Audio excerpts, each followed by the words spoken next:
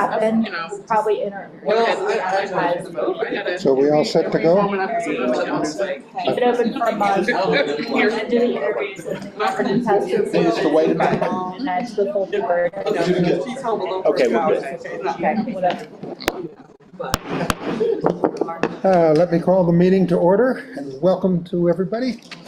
We have a quorum with our several board members visiting online. Let me ask if I can have a motion to adopt the agenda. Anybody want to give me a motion? Sandra? A second from Danny Lane. Thank you. All in favor of the agenda? Aye. Opposed? Okay, Skip? Okay, well, in just a second, Tim Van Fleet, our Odenton Library Manager, is going to say some welcoming words. I wanted to introduce Betsy Denning, who is here. If you want to stand up for a second, say hello. Betsy is at Brooklyn Park Library. How long have you worked there? Since 2016. Awesome. So, and she's here representing the Staff Association. Right. So Okay. I'm listening. Awesome. Welcome. Also, Mr. John Wetzel has joined us. He's going to make some public comments in a few minutes about the Literacy Council and some, I think. But he was with us at Broadneck, and welcome again. Thank you. One other thing, Joey asked that anybody who is speaking today, any of you trustees or anybody who is speaking, be sure to speak loudly and clearly, because we've got the microphone sort of set out in a kind of a long frame there. We want to make sure that everybody who is online is hearing what you're saying. Thank you. Okay, good. So, remarks from... Welcome to the Odenton Library, everybody. We're happy to have you here. Just wanted to share a few of the things that make us special. We just got news this week that we will be closed for recarpeting and new shelving March 10th through April 7th. And so all of this carpets and shelves are 20 years old, original to the building, so we're looking forward to a fresh new look. Some other things that make us special are we have a memory lab here and a creation station. So it's used every day by customers who are digitizing their old memories. And we have sewing machines, and there's been a lot of interest in the community to learn how to sew or use those resources. And I have to thank Kathleen and the foundation for making that all possible, because we wouldn't have those resources without foundation funds. Thank you, and enjoy your meeting. Yeah, are there any questions for Tim from anyone? Well, thank you then.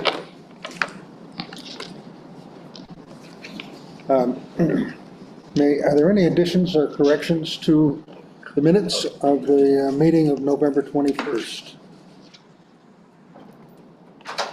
Hearing none, then I'll declare that the minutes are approved. We move to public comments. And I understand that Mr. Wetzel Yes. would like to say a few words. If I might. We have 3 minutes Thank for you. each person. Mr. Chairman, thank you. Mr. All, thank you for having me today. My name is John Wetzel. I am a member of the Crofton branch and have been since before the current Crofton branch. So we've lived in Crofton since 1979. I think that predates the library structure. And I'm here to acquaint the board, if I might, today with the relationship that the library system has with the Anne Arundel Literacy Council. So the Literacy Council is a group that I'm active in, and we tutor over 200 students a year. The Barbara Bush Foundation has estimated that Anne Arundel County has a low literacy rate of almost 15%. So it's our mission in life to improve that literacy level. I'm especially proud to share with you a picture of my student, Jessica Whitehead of Severn, Maryland, a longtime resident of Severn, who, and you're not gonna believe this, but had 2 years of formal education in rural Louisiana. And that's just simply atrocious. You know, we all hope that that wouldn't happen today, but it did happen to Jessica in the 1960s. So this is a picture of myself and another tutor. There were 2 tutors that worked with Jessica for 5 years, and she got her high school diploma. So I'd like to send this picture around, and I have a identical picture I'll send around on this side. This is a picture of somebody that you all know probably, our county executive, Stuart Crittenden, in front of the Discoveries branch of the library system at Anne Arundel Mall. And Mr. Pittman is a huge advocate for our work. And as a matter of fact, I think his sister, if I'm not mistaken, is very active in tutoring underprivileged people in Anne Arundel County. So I'll send this one around as well. And you know, you might say to yourself, okay, well, why am I telling you all this?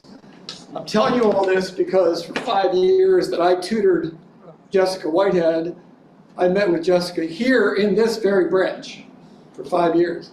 So we have a wonderful relationship between the library system and the Literacy Council. And, you know, I'd be remiss if I didn't say, though, that we're just scratching the surface. We have a long way to go, and we want to keep up the good work.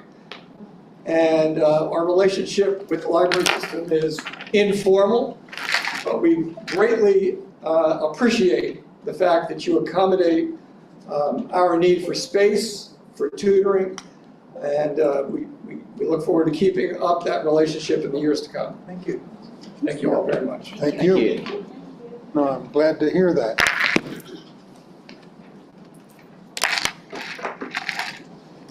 Are there any other public comments? We have one item on the consent agenda. Is there any need to remove that item from the consent agenda? Then I move to approve the operating and supplemental budget request fiscal 2026. May I have a second? All in favor? Aye. Opposed? Carried. Thank you. We have reports from officers and liaisons next on our agenda. I have just one item I thought I'd highlight. We're entering into a period that you'll be hearing a lot about in this meeting and in subsequent meetings concerning the construction of the Glen Burnie Library. And I want to encourage all of you who have an interest in this branch and in this project to attend the community outreach program on February 11th between 6 and 8 o'clock p.m. at the Herondale Presbyterian Church next to the library. We won't have a construction oversight committee as such, but the governance committee will receive periodic reports at its committee meetings, and the board will get regular updates at our regular meetings. The finance committee will receive financial reports through Cedric. But I just wanted to make you aware of it, which means that all of us have an interest in this project, and I encourage you to come to these community outreach meetings, the first of which has been announced with a memo. I have a Skip. question about this. Yeah. Why is there not a discrete committee that's going to provide oversight? And why was the governance committee selected instead of, because the governance committee doesn't necessarily represent the most of our expertise in library services and library construction. So I don't know that that's the best way to involve the broadest expertise of the board. Well, I think, in fact, the point of it was to encourage the whole board to take an interest in the project rather than limit it to a committee. We had an understanding that there were many board members who wanted to be involved in the project, wanted to share in the oversight. We can create a committee. What I'd like to do is see whether there's a call for it after the first community outreach meeting. Okay, so barring a separate committee, I would like, for myself at least, to be able to attend the governance meetings to discuss that. Because I promise you, I've spent more time, aside from our staff, in the Glen Burnie Library than anyone on the board, Yeah, going back to 1971.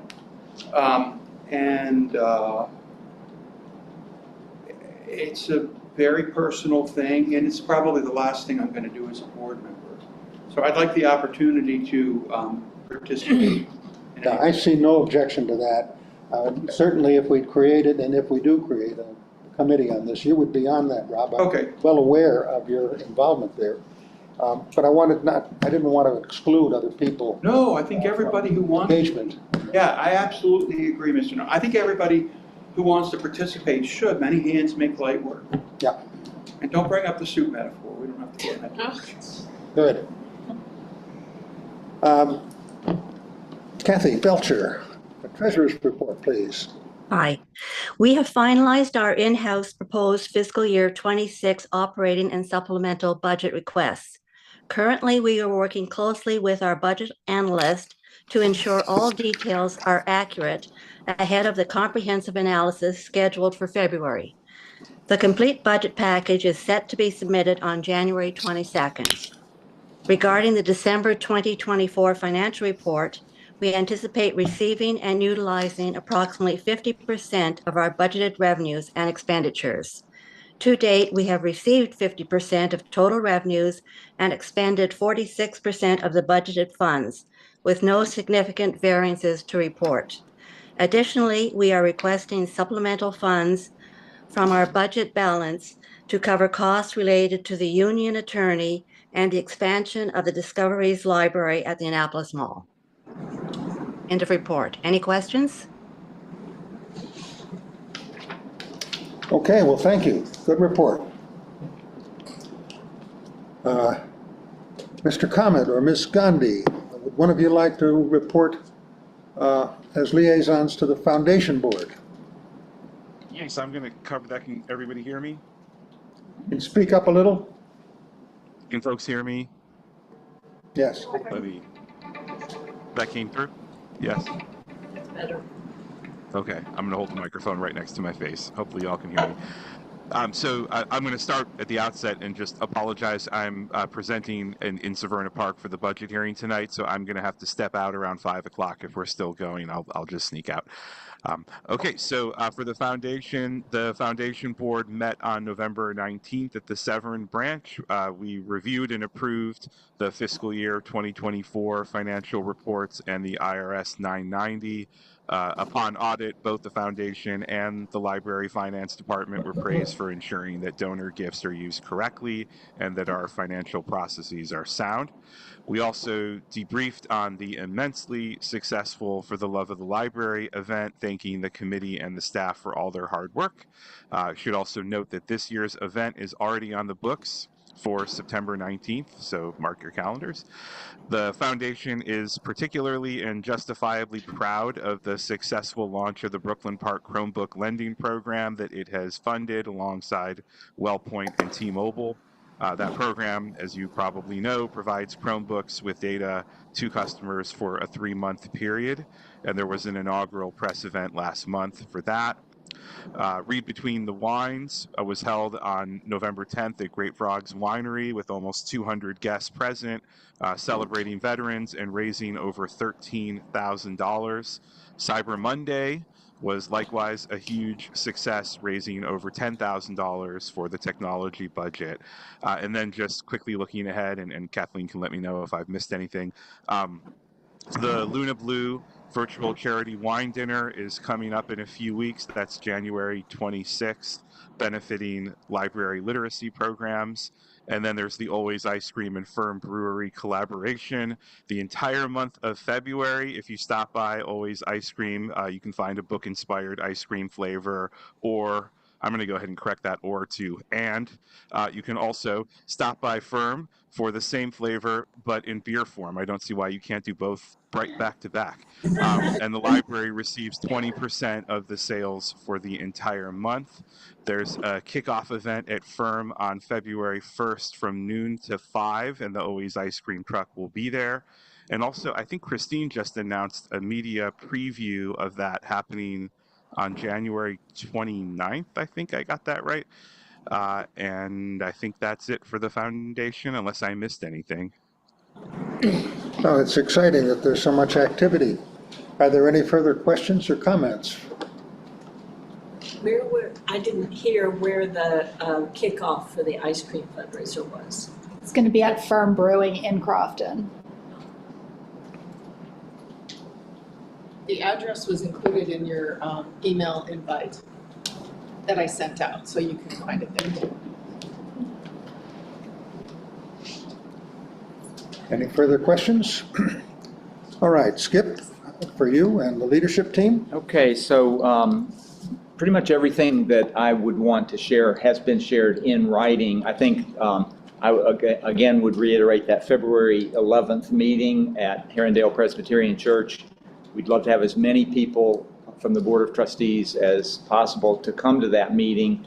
We have the same architects doing this Glen Burnie project as did the Bush Annapolis project, which I call our dream team of architects. So I think that that's going to be a really great project, and this will be a really special event. So if you can get there for that event, please try to do that.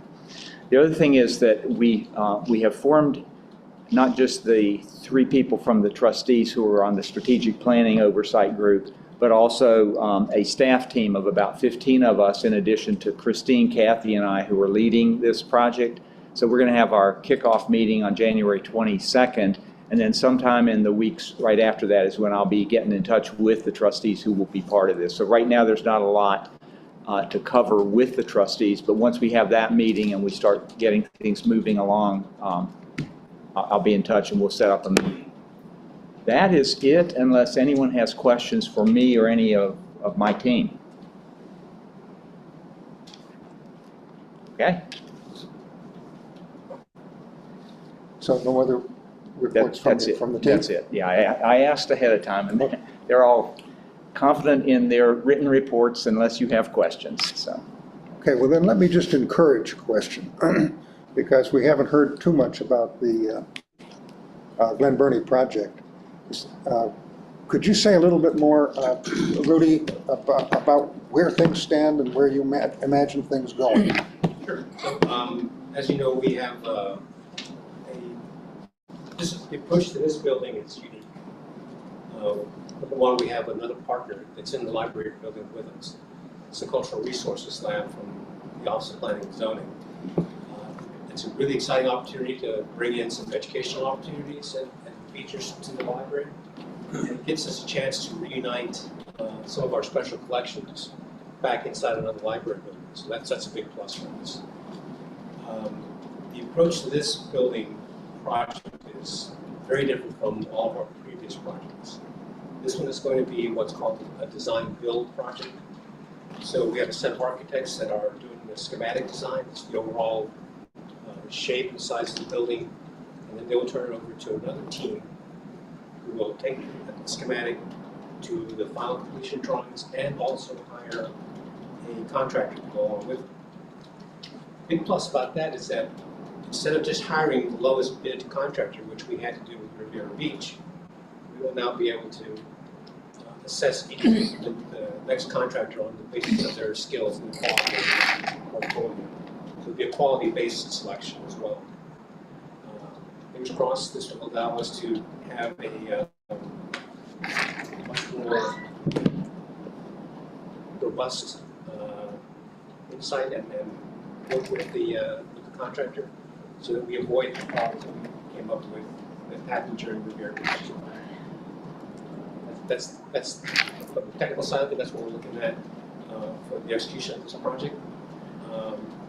We're at the very, very beginning. So we are, this meeting in February, it's going to be a creative event. be energetic. It'll be some time for you to sit down and dream what your ideal library is going to look like. So if you haven't been through one of those charrettes, been through one of those design processes, this is a good time to show up and see what that's all about. So we're looking forward to a really good meeting on Tuesday, February 11th. That then is going to inform our the rest of the schematic design. Fingers crossed, we'll get to June and be able to then go hire our architect of record and our contractor. So will there be more of these community outreach meetings? Yes, there are going to be some other meetings. Most of these are being scheduled by Ashley Rogers, the ranch manager there at Glen Burnie. So she's already released a survey. The survey was out less than 6 hours, and we've already got 225 responses to it. So That's good. I have complete confidence in her team. They've got their fingers on the heartbeat of their community. I think they will be able to get us the proper outreach that we need to make sure this building fits the needs of the community. Yeah, Demita, would you like to say a word about your experience there recently? Oh, sure. I actually was there this morning at the Glen Burnie branch with my son. My son and I, and my mom actually, we went to the Music and Movement program for babies, for preschoolers. And he's just 4 months old. But he got a lot out of it. It's actually our second time going to the program. The first time we got there just a few minutes late, so this time I was like, okay, we'll get there early. We actually were out there with a crowd of people waiting for the library to open at 10 a.m. And so, everybody comes in. I don't think it's unreasonable to say there were probably about 50 children there. And that includes maybe siblings that were maybe too young to participate, but still, there were a lot of children and families there. And so, very, very much a well-loved library branch. And, I'm certainly looking forward to hearing the community feedback of, what they're envisioning for the library there. I gather it was so crowded that you could see the need for the new class. Yes, absolutely, absolutely. But absolutely a well-loved library branch. Love it. Yeah, it's nice to hear. Mm-hmm. Thank you. Rob. Unlike a lot of especially the regional libraries, Glen Burnie has, as a unincorporated city, has a clear organization that provides leadership of community activists. It's the Glen Burnie Improvement Association. My parents were members of that when they were alive. I have a lot of ties to it. The longtime president, Barb Moeller, recently passed, and they have a new president. I'd recommend, just as a matter of course, probably Skip, if you would just maybe reach out and get a half an hour on the phone. I think we could do a lot of good in creating those relationships. Yeah, may I chime in? Please. So this morning I saw Demita at the library, and absolutely, Rob, I wanted to chime in. Wanda and I were giving a tour to Allison Pickard, who is the county council person from District 2, while the story time was going on, and we showed her the facility. She's also very active working with the Glen Burnie Improvement Association, so they're very aware of what's going on, and Allison Pickard is a strong library supporter. It's going to be awesome to have her on our side. And Ashley is scheduled to be at the Glen Burnie Improvement Association meeting in March. Outstanding. Yes, Oh, so she's on it. Well Yeah. done. Good. Thank you. Skip. Yeah, Rob, I appreciate you bringing that up. I had met Barbara Mueller a couple of times and presented to the Glen Burnie Improvement Association a couple of times in past years. And of course, Senator Bidle was always at those meetings as well. But I think it is timely to get the word to them. So I'll try to have a conversation with the person. Do you know the new person? Don't worry about that. I'll find that. Maybe Okay. talk to Ashley. Yeah, and I'll talk to Ashley, and we'll I'll probably have a joint call with Ashley and me and her, and maybe a couple of others just to touch base on it. They have executive meetings right after their quarterly meetings, and it might be good if you or your designee could just slip in and meet all of the people, the decision makers, and the movers and shakers there. Yeah, I think the big thing would be to get them to this February 11th meeting. That would be great. So, Yeah. but we'll do some work on that. Thank you. Right. Okay, reports from standing committees. Kathy for Finance and Audit? We discussed the operating budget and the supplemental budget request for fiscal year 26, and also the November 2024 financial statements. End of report. Are there questions about any of those documents that you received in your board materials? Any questions for Kathy? All right, Governance, Strategy, and Organization Committee. Who will be speaking for Jim? Going once. I'm happy to describe our meeting if that's helpful. In our last committee meeting, we started talking about the upcoming board vacancy as our dear friend, Sandra Solomon, steps off the board. So we'll be doing a recruitment for that starting next month. And Jim is also supposed to be touching base with everyone just to make sure no one else is looking to perhaps leave at the end of their current term. So hopefully you will be hearing from Jim if you haven't already. Any questions for Christine? Human Resources and Diversity Committee. We submitted our report. If there are any other questions, entertain. I'm sorry, I guess I just missed it. Did you? Yeah, she just said, I put the report up on Board Effect. We just gave some updates to the committee about some of the positions we're asking for in the supplemental budget. And I think that was really it, right? We have a new bias incident Yes, report bias form that we rolled out to the organization, and we informed the committee of that. Good. And I want to know who gave Sandy permission to leave. Bylaws. Everyone has an expiration date, and mine has arrived. Yeah, you've been on for a good while. I didn't give you permission. No. All right. I think it's time to move into closed session. I'd like to move that we go into closed session to discuss the appointment of officials over whom this library has jurisdiction and to conduct or consider matters that relate to the collective bargaining. We're not hearing you. We can't hear you. You can't hear me? Okay. I'm moving that we move into closed session to discuss the appointment of officials over whom we have jurisdiction at the library and to consider matters that relate to the collective bargaining negotiations. I have a second. Second. Okay, so we should move into closed session. Do we need any one of your officers to stay? I'd like Cedric and Coben to stay. Okay. And we do not You didn't have. take a vote. You got Oh, you yeah, got a that's second. right. Sorry. All in favor of moving into closed session? Any opposed? Thank you. So we'll excuse visitors. Thank you all for your hospitality. Yeah, thanks, Jim. That's like the end. Yeah.